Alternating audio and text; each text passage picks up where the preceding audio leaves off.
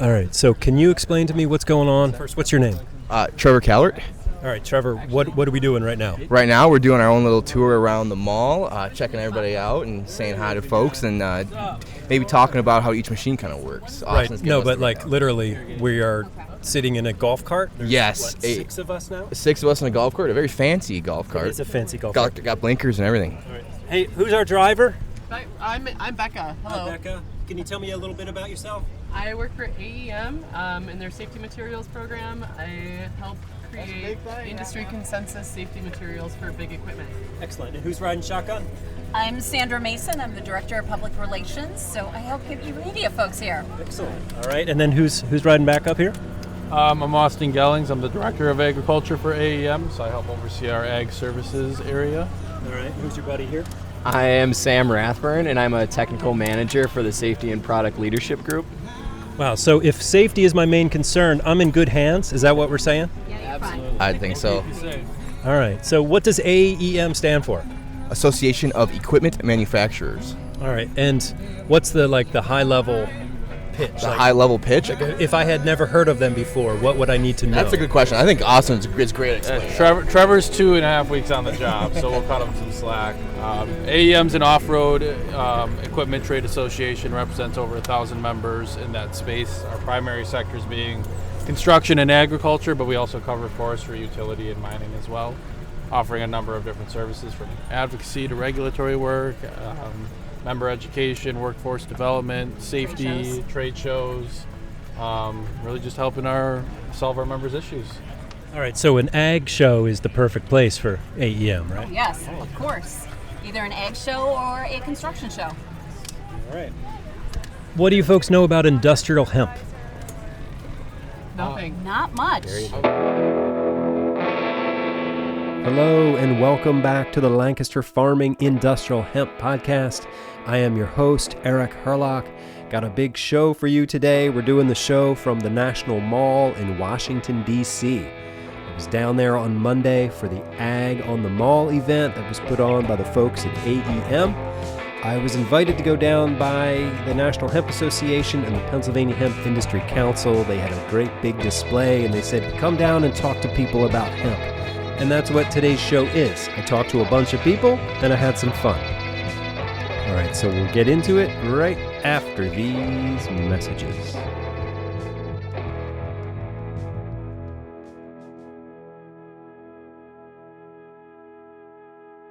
The KP4 Hemp Cutter, introducing a revolution in hemp harvesting, setting a new standard for harvesting quality, speed, and efficiency.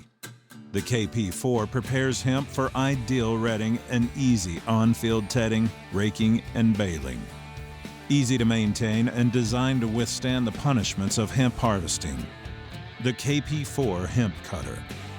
Available only at hempcutter.com. This episode is brought to you in part by IND Hemp in Fort Benton, Montana, where they believe in the goodness of hemp. IND Hemp is a family-owned, mission-driven, and environmentally focused industrial hemp food, feed, and fiber company, providing new opportunities for farmers and rural communities. Their mission is to provide innovative agricultural products and services to connect American farmers with the pioneers and businesses that see hemp as a way to bring real and lasting change to our communities and planet. Learn more at indhemp.com.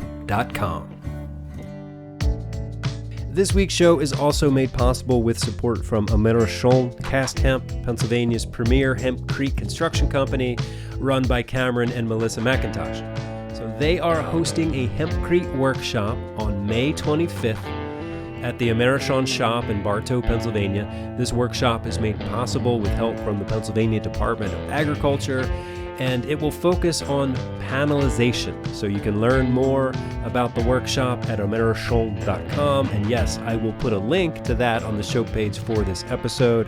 And also a huge shout out of gratitude to Ray up there in Alaska, Sunray Hemp in Palmer, Alaska.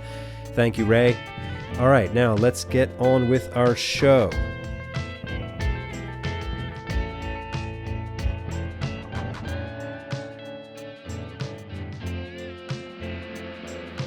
My journey to Washington started very early Monday morning. I left my house around 4:15 drove to Philadelphia, took a train to Washington, and I was stepping out of Union Station around, 7:45 Monday morning. It was about a mile and a half or so down to the mall, and I was thinking, I could walk or I could take a scooter. So I took a scooter, and I got there with enough time to cruise around and see some sights. I saw the Washington Monument, I saw the Lincoln Memorial. Yeah, it was nice. Washington, love it. Anyway, so when I finally made it to the National Mall, and they were setting up for the day for the Ag on the Mall event, I found the hemp display up there on the corner. It was very close to the big John Deere machines. And when you walked up to the hemp display, the first thing I saw was the FiberCut Pro, the Hemp Harvest Works machine. It's this 4-tiered adjustable height sickle-bar mower. So I saw that, and then I saw the hemp house on wheels. You can't miss that with the bright yellow and green. And there was a BMW. There was a motorcycle, a Harley-Davidson with a little bit of hemp in it. So it was a very cool display. And the first person I interviewed was Erica Stark. You know Erica. She's been on this show many, many times. She is the executive director of the National Hemp Association, and I think the chair of the Pennsylvania Hemp Industry Council. All right, Erica, I'm recording now. Where are we, Erica? We are on the National Mall at an event called Ag on the Mall, a celebration of modern agriculture. Okay, and what are you doing here? We are showcasing everything hemp. We have the hemp house on wheels here. We have the BMW i3. And most exciting is we have the new Livewire by Harley-Davidson motorcycle that has hemp fenders on it that were actually grown in the United States by our very own IND Hemp. That's amazing. Now, when you say we, do you have a mouse in your pocket? Who are you talking about here? We're here on behalf of the National Hemp Association and also the Pennsylvania Hemp Industry Council. Excellent. All right. So we're set up here, and this is like a 3-day event? Yes, it starts today, Monday, runs from 9 to 5, and then closes on Wednesday at 5 o'clock. All right. And are you all going to camp out here on the mall? Our stuff is going to camp out. I don't personally plan on camping out. Okay. All right, good. It looks a little rainy. Do you think that's going to affect turnout here? I don't think it'll affect turnout because, people are here regardless. As long as it doesn't rain during the event, I think we'll be okay. We're supposed to be good today. I think there is a chance of some thunderstorms tomorrow. So, hey, we're going to hope for the best. Okay, so thunderstorms aren't the only thing rolling in tomorrow. Who else do you expect to show up here on the mall tomorrow? Tomorrow we expect Cameron McIntosh from Americhanra to be here. Ken and Julie Elliott from IND Hemp are going to be here. Plus we expect a whole bunch of lawmakers and USDA people and agency people to be coming by. There's scheduled tours. So we know that there'll be some tours happening tomorrow and Wednesday. Okay. There's some recent news about the Farm Bill. Can you explain that to me at a high level? Like what's going on with the Farm Bill as in regards to hemp? Well, after all this time, we've finally seen some progress on the Farm Bill. Both the House and the Senate kind of released their framework. The Senate version included a whole lot more detail, and we were thrilled to see that 2 of our main initiatives are seemingly included in there, because the one section talks about defining industrial hemp and reducing regulations for people who are growing grain and fiber. So, as you know, we've been promoting the Industrial Hemp Act for 2 years now, so we couldn't be more excited to see that looks like we might have gotten it in there. That's amazing. Congratulations.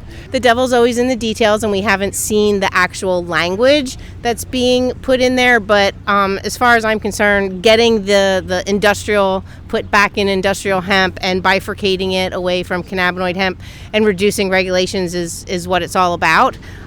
So unless there's something dramatically bad in there, which I don't anticipate, it's a win. Cool. And then, so do you think this is a sign that lawmakers are finally starting to understand the difference, like all of your educational efforts are paying off? It seems that way. Again, until we actually see the language, we can't be certain, but sorry. Busy. It's Grand Central Station here. It is very well. We want it to be busy, right? Like that's the whole point. But yes, we feel like finally they are understanding at least the main principle that industrial hemp is not the same as cannabinoid hemp, and that it needs to be regulated differently. Okay, Erica Stark, thank you. All right, so hello, Pablo. Could you introduce yourself for us? I'm Pablo Fala, co-chairman of the National Hemp Association in the States, owner of Tropical Hemp in Ocala, Florida, Tropical Cannabis in Colombia, and Tropical Cannabis REL in Costa Rica.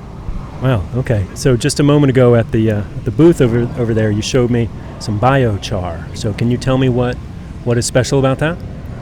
Well, biochar, we do a regular pyrolysis to it. We got those machines down in Colombia and also in Florida. We do pyrolysis. And what's special about this is the amount of BTUs that we have. The exact amount is 12,712 BTUs on that, which is a very special number, comparable to mineral charcoal. We actually competing with mineral charcoal somehow right now.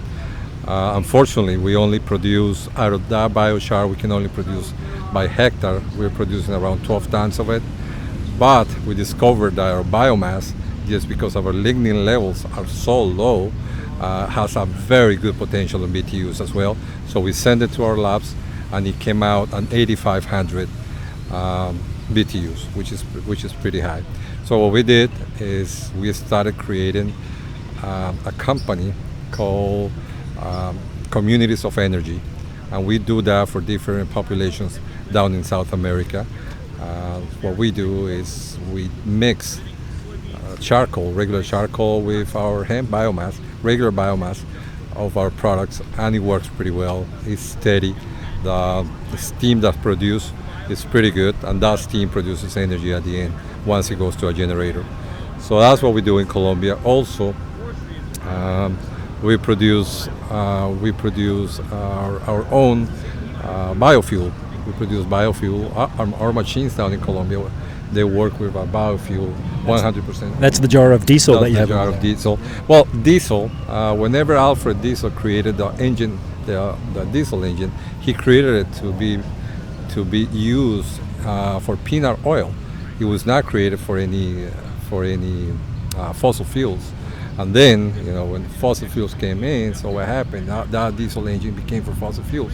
So now we're reversing, because what we did is we create exactly what he did, and our machines work perfectly. We just have to change a couple of filters in the machine, and it works pretty good. We are producing paper with 100% hemp paper. We do that down in Colombia as well, in our labs in Colombia. The amazing thing about paper is that we only use 6,000 liters of water to produce 1 ton of paper. Whenever you produce paper from any other material, you use a lot of water, at least 62,000 liters of water just to produce 1 ton. So you're using like a tenth of that? We use a tenth of that, yes, because our lignin level is really low. It's around 4%. And what keeps the lignin level low? You mentioned that earlier. Yeah, the genetics. We created different genetics. We specialize in genetics. We do in vitro. We do everything down there. And also we do something called CRISPR-Cas9, which is we can switch stuff. We can do a lot of stuff down there. It's totally legal. We don't do transgenesis. We don't do that. But we do edit genetics, which is pretty cool for hemp. And then talk about some bioplastics too, yeah? Yes, we produce bioplastics. That's called enzymatic hydrolysis. That's the process that we use to produce bioplastic. And we actually producing now a plastic that you can actually eat.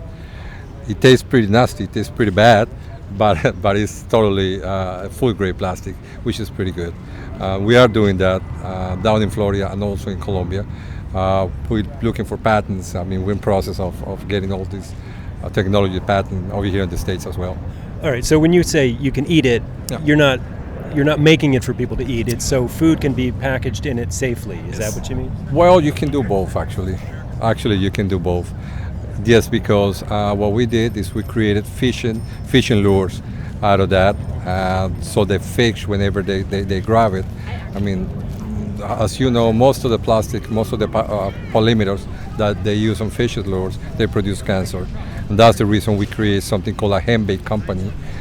And the hemp-based company produces fishing lures out of those plastic that the fishes can eat without a problem, without changing the DNA or anything like that. Okay. Yeah. All right. I see where you're going with that. Getting back to the genetics with a sort of a different lignin profile, that then reduces the need for as much retting in the field too for your process. Oh yeah, without a doubt. Well, down in South America it's totally different. We got a perfect 12-12 all year long, so we can do up to 4 harvests a year, which is pretty. It's totally different than the States over here. So that makes a lot of difference. And actually the labor is a tenth of whatever it is over here in the States.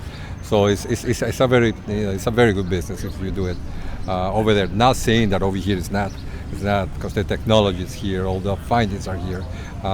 They're ahead of the curve over here in the States and also in Europe, especially in Ukraine. Yeah. So about like regulation-wise, is it easier to grow hemp for fiber and grain down there? Well, we manage the new regulation that is coming in Colombia in effect, hopefully in a couple of months. That's what they said. We're not going to need a license to grow hemp, industrial hemp. You won't need a license? You won't need a license. You will need a permit. You will need a certification that you will be growing that, but you will not need a license. So that's pretty good. That's an advantage that we're going to have down there. Yeah. Excellent. So tell me about what you're growing in Colombia. Well, I can tell you a little more than that. There are 978 licenses active to grow hemp in Colombia, to grow industrial hemp in Colombia. There are 3 or 4 different companies that already register hemp genetics to be grown in Colombia. One of them is our company. The vast land in Colombia makes it a lot easier to do so. We licensed 12,000 hectares already down in Colombia. And the estimates that they have, that the government has for 2024 and 2025, it's gonna be around 1 million hectares, which is a pretty good land. They already started with propagating seeds all over the country, so we know which seeds are gonna work better on every single section. But it's a growing economy in Colombia, and the government is really helping. What's the intended market? Like, who's going to buy those things? Yeah, most of it is called agro-industria, which just means agro-industrialization. We just, the way we see it and the way the government sees it right now is just to create a transformation path into it, not only to produce biomass and then sell it to the world, but just to do the whole circular event and being able to transform. That's what we're doing. So we're taking different companies down to Colombia that are experts on transforming hemp. Excellent. Yeah, sure, anytime. Thanks. Yeah, you guys have a good day. Okay. Appreciate you. Enjoy your onward journeys and trip back to New Mexico. Yes, sir, we will. Hello. Hello, how are you? I'm good. I'm also good. Introduce yourself to me, please. Hey, I'm Wilson Kello, and I work with the NHA and with the Pennsylvania Hemp Industry Council to advocate for the proliferation of industrial hemp in the U.S. and beyond. I've been sitting here at the booth, sort of watching you in action as an advocate, talking to people, and you're really good at it. Oh, I appreciate that. Yeah, you're really good at that. You know, you get to a point when you say the same thing over and over to so many different people that you kind of step back and watch yourself, almost like a movie. It's kind of a transporting experience. Yeah. All right. Do you have a technique, like when someone comes in? How do you handle like an educational opportunity? I think it's the same technique that I would use with just about anybody in any situation, which is I don't go for the hard sell. No. You know, I try to assess their energy and basically look at their body language. Are they leaning in? Do they want to know more? Are they leaning away? Are they looking at their phone? You know, these are big signals. If they're leaning in and they want to know more, and they start nodding their head, and maybe the most important thing is when they start talking, I got to shut up and let them talk. Let them put their piece in. Then we're actually having a conversation. Now there's traction. Now they want to talk more. Nice. And can they carry this information on and tell their families, tell their friends, tell their kids? Because really what we need is a grassroots understanding of what's possible here. Because as you said earlier, when the kid was in the house and gushing about how great it would be to have a hemp house, yeah, you should be demanding this. It's possible. You deserve this. The kids deserve this. The kids deserve a future where everything's made out of plants. 100%. And it's not even most of human time we were surrounded. Our built environment was plants. It's not unusual, and I think we need to just discourage the idea that any of this is unusual or strange. It only seems novel because the history of industrial hemp has been for whatever reason, has disappeared for the better part of 100 years, and now it's back. And so, I see our role as educating and demonstrating, like we're doing here on the mall today in DC, what all the use cases of hemp that go way beyond the cannabinoid side. It's like for a long time, I think we lived with nature, right? Like in the bounds of nature. And then at some point, I don't know, the past 250 years, we're like, no, we must dominate nature. And maybe that is coming to an end and we're trying to, I don't know, work with me. What do you think about that? I love the idea that Roman ideas of how temples should look came from Etruscan ideas of how temples should look, which came from Proto-Latin people building structures from trees. And so the columns are meant to represent rough-hewn trees, which had, like temples do, stuff at the top, fronds, pieces of branches. And here we are in DC, where classical architecture is everywhere, right? Right. So what you have is a representation We're standing near columns. A representation of a representation of a representation of trees. And so that's in our history, and that's part of us. Did we want to dominate? We wanted to dominate then. It's a numbers game. Now there's just so many of us that we are dominating. I think it's the 21st century, and the idea that canned peas are better than grown peas, and just like this strange, complete inversion of the idea that you could feed yourself. My grandmother in North Carolina had a half-acre plot in Graham, North Carolina, and we ate okra, tomatoes. I mean, she grew all this stuff, right? I don't know that that's happening anymore. So there was this weird shift that packaged was better, right? For some reason. It was like what happened in American Samoa. Why do they eat Spam in Korea? That's what the rich nations do, they thought. And it became almost a status symbol. And so they turned away from their indigenous diets. Or were their indigenous diets interrupted by, totally interrupted. Colonialism? Let's see it as an interruption. Imperialism. Right. Yeah. And we could go down that rabbit hole, capitalism, the isms. All the isms have affronted us. But yeah, I see it as an opportunity to return to the idea that we can grow our way out of this problem, and that there's an agro-industrial complex that can replace the petro-industrial. Thank you. Yeah. It's funny. It's like we want to use plants to make stuff, right? And then you could argue, well, oil, that's plants. But we want to use fresher plants. Newer plants. Yeah. And aren't in many cases, even if you look at like microwave pyrolysis and some of the things that we do to convert hemp, like we're accelerating, we're doing that. We're changing the cellulosic structure of hemp in a way that takes nature 3 million years, overnight. But the other thing that I like we're showcasing, and we have no visuals here, but we have these great brands from I&D Hemp, like Hemp Tana. And to me, as someone who sort of came up in marketing and branding, that's the best way to tell a story. You got to fly under the banner of brands. That's how you get to the consumer. That's how you convince people that this is real. They see it in the store. They buy the brand story. They identify with the brand. Then that's when the tide begins to shift. So I think where you have CPGs, there we have Patagonia clothing. Is that a CPG? A consumer. It's a consumer packaged good of a kind, where you have something that someone can buy that they understand the reason they're doing it is because it is better for themselves and the planet. That's where the rubber meets the road. That's where things really begin to change. And I kind of see that happening. You saw that 15-year-old jumping for joy. Yeah. It's beautiful. Right, because you can make houses out of plants. Yeah, she was all about. Oh, what was her tagline? Man, I can't remember. What did she say? What her name was? No. Her little tagline she gave us. What did she say? Like, come on, man, it's plants or something. Whatever she said. Something like that. Yeah, come on, man, it's just plants. Right. Because we're old. We are. We need people like that who are gonna spread the information at a grassroots level, so that our kids don't even see what the big deal is anymore. It shouldn't be a big deal. All right. So I met you like 5 years ago, right? And I was introduced to you. You called yourself the hemp guy. Is that right? Mm-hmm. All right. So introduce yourself again to us, please. Thank you so much. My name is Ben Droz. I'm here in Washington, D.C. I moved to D.C. in 2008 to be the first full-time federal hemp lobbyist. I helped build support for the Industrial Hemp Farming Act, which was inserted into the Farm Bill in 2014. It became Section 7606, and that evolved to become the legalization of hemp in the Farm Bill just in 2018. All right. That must feel pretty good to be part of that, right?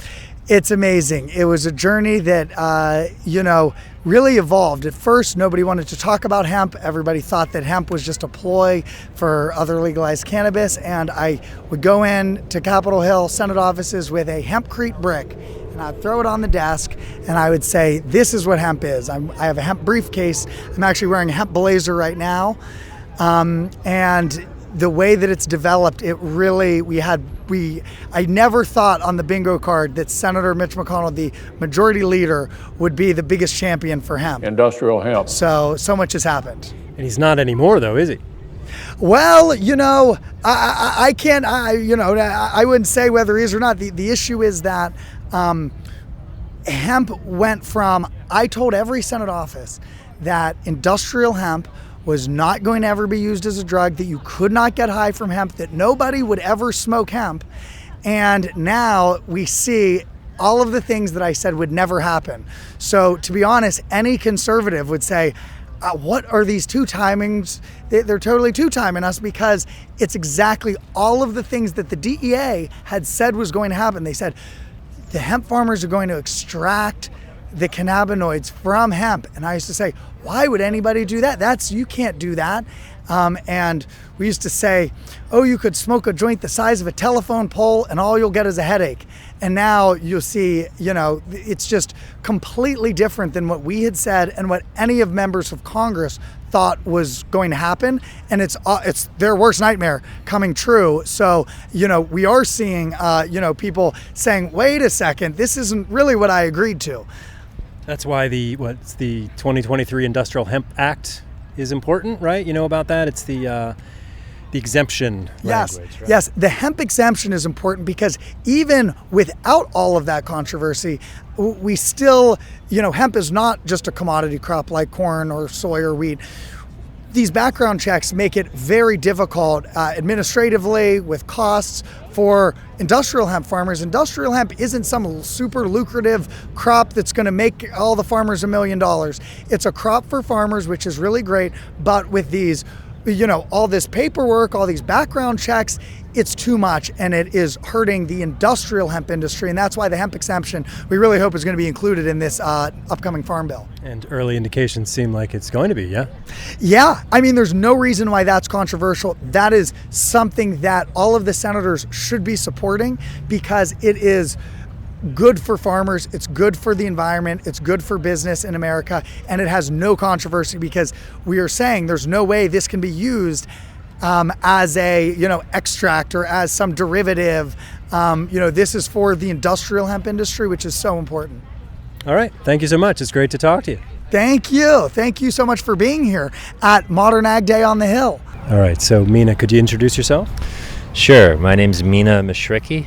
I am an investor in the space. I work at a cannabis fund called Merida Capital. We've made several industrial hemp investments, and I am working with a small group to develop what is called an investment vehicle to invest solely in industrial hemp with USDA support, which is called Replant Hemp. Okay, and you're here on the mall in Washington, here at the National Hemp Association's booth on the mall, and if I have it right, you just got out of a meeting with the USDA. Can you talk about that meeting? We did. We got out of a meeting with several constituents of the USDA, headlined by meeting the Undersecretary of Rural Development. So that's a fancy, it's a branch within USDA. It's obviously a focus is on rural development, and he reports directly to the Secretary of the USDA, who reports to the President. So okay. It was a great meeting to forward the discussion about the development of the industrial hemp opportunity here domestically. Who all was in the meeting? It was Erica Stark of the National Hemp Association, Chad Rosen of Victory Hemp, Andrew Bish of Bish Enterprises, several members of USDA, different parts of USDA, as well as Greg Wilson from Hempwood, Drew Oberheiser of Coexist, and First National Bank was actually in the meeting as well as one of the big financial, probably the only bank that is really supportive of the industry thus far. All right, and so what were the topics discussed? We talked about the opportunity and the challenges, and honestly spent more time on the challenges than the opportunity. I think one of the things that we wanted to stress was, number one, that industrial hemp is different from cannabinoids, and making that distinction, because in our experience, we've had lots of government officials that confuse the two. So it starts with education. We talked about the challenges for farmers in particular, and really the big context is we're all trying to accelerate the development of a crop in an industry that was brand new 5 years ago, and it takes time, and we're just trying to accelerate that. And the last big challenge that we talked about is the dearth of equity capital, which is kind of where I play, but we're really pushing for the government to create public-private partnerships that can accelerate further investment and get private investors like myself more comfortable with the risk. Frankly, I'm comfortable with it already. My neck's already out there, but we need more investors in this space, and we need the government to participate too. So you all were presenting to them, or were they asking questions? It was a Q&A. It was a lively discussion, and it really felt like an education for a lot of people in the room on the USDA side. So we were honored and welcomed the opportunity, because this is how it has to happen. Some of the things that we take for granted as wonks, just the education isn't out there. We really need to simplify the conversation, and that's what we're doing. And there's progress being made. The Farm Bill, the 2024 Farm Bill, we hope will further define industrial hemp and separate it from the cannabinoid definition. And we're heartened that the draft Senate proposal and House proposal that came out last week, the Senate proposal specifically mentioned industrial hemp, and that's a huge step in the right direction. All right, I was just talking to Mina. He told me about the meeting at the USDA, and I'm here with Andrew Bish, and he mentioned that you were also at the meeting. Yeah, I was at the meeting today. All right, great, thanks. Oh wait, we should probably talk more. What were your thoughts on the meeting? I was pleasantly surprised. Oftentimes it seems as if we're in a room of people that aren't quite understanding what we're talking about, and I felt that they received us well. I think that they understood the dialogue that we were having, which was some of the barriers with growing industrial hemp, separate barriers from cannabinoid hemp, and that was nice to see an audience that understood some of those differences, and then being able to move on and discuss what some of those barriers look like and possible ways to overcome some of them. All right, and it was a Q&A. They were asking you questions, and what were some of their questions? Well, some of their questions just revolved around how the programs that they had were impacting the marketplace or not. And of course, we're not as dramatically impacted as we could be because of the barriers that hemp presents. What we have in the industry is we have a lack of information from one organization to another, and so how hemp is perceived leads to some marketplace barriers financially, and that was a lot of the conversation, is those current barriers, those financial barriers as a result of cannabinoids, which cannabinoids are great, but from a money borrowing standpoint, they have created some real barriers to the industrial side.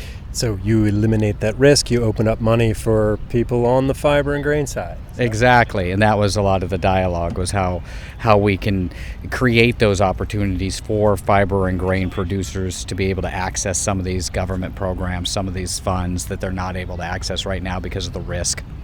And are they viewing what's the latest draft of the Farm Bill as a a positive sign that things are changing? Yeah, there was dialogue about some of the things that we talked about today in terms of what the next farm bill looks like and how we're looking at changing the way we perceive hemp, so that hemp is not just hemp, but what is hemp being defined as, depending on that commodity output.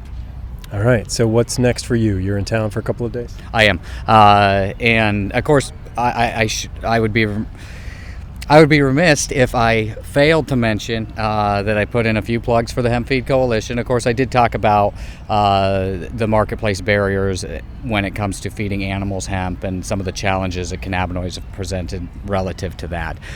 So I'm going to be here the next couple days. I'm going to continue to help educate the public on all of the benefits of hemp. We'll talk about some of the good things we're doing at the Hemp Feed Coalition, some of the good things we're doing at the National Hemp Association, and of course, we've got one of our Bish hemp FiberCut machines here, and so I would love to talk to anybody that's interested in the machine itself and how hemp is harvested, because I do enjoy harvesting. All right, so I'm here with Jeff Whaling on the mall in Washington. It was day one of Ag on the Mall. What are your impressions of this? This has been an excellent event for us. Previously, we were one of the stars here. They welcomed us back, encouraged us to come back, and we're pretty proud of being able to showcase just the advancements that we've made in the industrial hemp space in America through the content, the products that we're showcasing. Excellent. Did you have any important meetings today with any key individuals? Well, certainly this is a venue for members of Congress to come. This is a day off before they get back to session tomorrow. So we've seen a lot of members, but we also saw staff last night as we were setting up who were here talking about it and looking at opportunities. One member was the head of the House Veterans Committee staff and was very interested in how hemp could fit into the transition that they're hoping to develop for veterans who want to consider farming. Right. There's a lot of talk about Farm Bill, and there's some encouraging language in the draft. You want to talk a bit about that? Yeah, the team was here. We had conflicting schedules. I was off meeting some ambassadors, and they went off to meet rural development. And as I've heard, rural development was really encouraging the staff to really get that language in the Farm Bill, particularly to bifurcate fiber and grain from cannabinoid hemp. We saw last week that the Senate version is advancing industrial hemp, reducing the barrier, so that's really encouraging. We need to see, like anything in life, the details, but we're pretty happy that this is moving forward. And I think, again, showcasing what the industry has to do and really demonstrating why we need that bifurcation and Industrial Hemp Act to be included in the Farm Bill, I think we can demonstrate it here. Excellent. And then so this event goes on for 2 more days. I'm leaving today, but what's in store for the next couple of days for you? I think it's more of the same. Just some of the meetings that I've had with some of the embassies, those personnel are coming. And as we look to try and help advance those members from the National Hemp Association and their technologies that they've developed in other countries, I think, this is a fine example of what we're going to be doing. So weather's not bad today, might not be so good tonight, but I think tomorrow the sun will shine and we'll have a good day. And we thank you guys at Lancaster Farming for being here and showcasing hemp as you always do. Yeah, thanks. Before we go, tell me a bit about that motorcycle out there. Yeah, so really happy to have it. It's number 3. And so I guess it's got a special well, tell me what it is first. What is it? It is Livewire Mulholland 2 by Harley-Davidson, and happy to say that that is an excellent example of how American-grown hemp can be incorporated into iconic brands like Harley-Davidson. And we thank our friends at I&D Hemp for being the supplier of that product. Right, because this bike is made in the U.S. Made in the U.S. and certainly comes from the fields of Montana, and both the front and back fender are hemp composites that have been developed over the years in the technology in I think South Dakota, and that company has bought the hemp product from I&D Hemp. That's amazing. And you're getting a lot of attention here for that bike this year. Yeah, it's one of the attractions here, and people want to know what it is. And when we say, well, it's got hemp in it, they're like, wow. And it's an all-electric motorcycle. It's a new brand for Harley-Davidson. I know their CEO is very interested in advancing sustainability, and this is proof in the pudding that they're doing so. All right, Jeff Whaling from the National Hemp Association. Thank you. Thank you. And then I got on my scooter and headed back to the train station. Took the train to Philadelphia, and later that night I was safely back home. All right, so thank you for coming with me on this trip to Washington, D.C. I'll be taking you on a trip to Central Europe in a few weeks. I mentioned last week that I'm headed to Prague. I was invited to be part of a USDA delegation organized by the National Industrial Hemp Council of America. And last week I mentioned a segment where I tell you what I've learned about Prague. And what have I learned this week?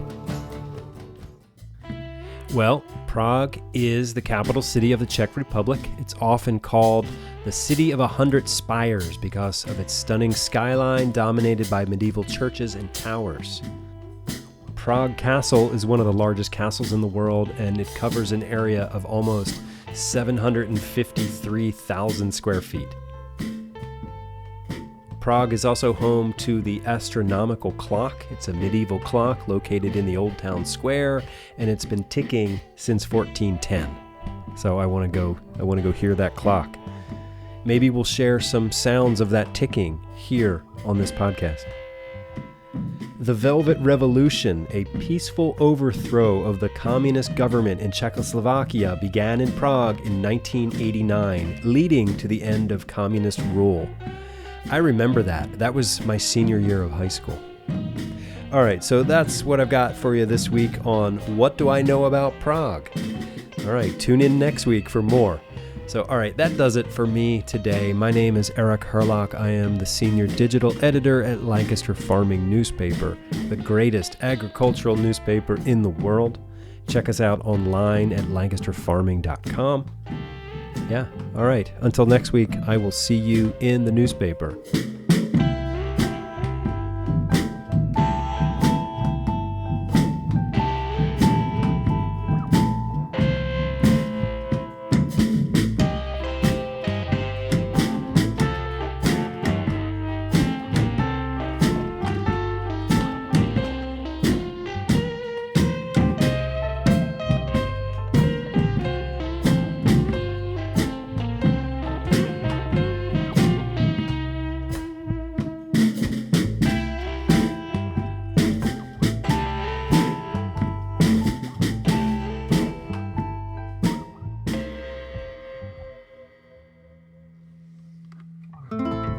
This episode of Lancaster Farming Industrial Hemp Podcast is copyright 2024 by Lancaster Farming Newspaper, part of the Steinman Communications family. Today's show is written, recorded, edited, and produced by Eric Hurlock. The music you hear throughout the show is courtesy of Tin Bird's Shadow. Special thanks to the folks at AEM for giving me a ride around the mall on that fancy golf cart.